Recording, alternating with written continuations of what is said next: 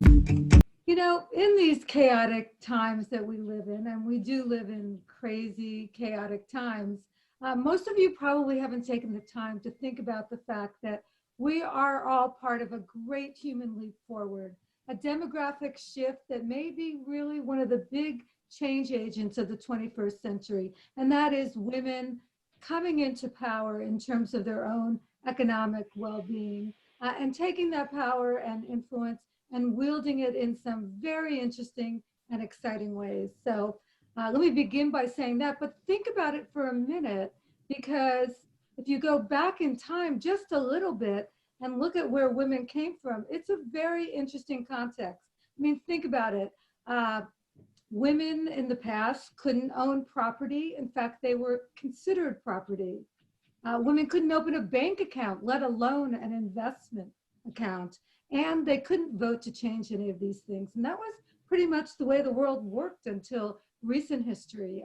It wasn't until the 1960s that we saw not just one or two women, but a critical mass of women get into education. I mean, gain that education was a big step forward. And by the way, if you look at education today, women graduate from college, from grad school in higher numbers than men.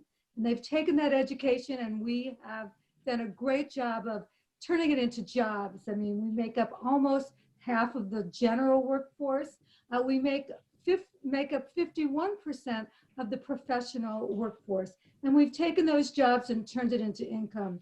Now, I mean, this is a tricky subject because income is something we want to change. We want to make sure that we get some gender equity, that we close that pay gap. But if we look historically from the 1970s to today, and we look at income growth, what we see is that men's income has been rather flat if you adjust for inflation, or it's gone down, whereas women's has grown exponentially.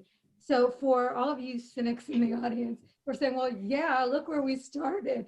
And I agree with you, but that is where we started.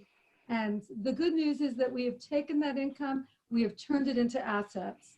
We have turned it into wealth.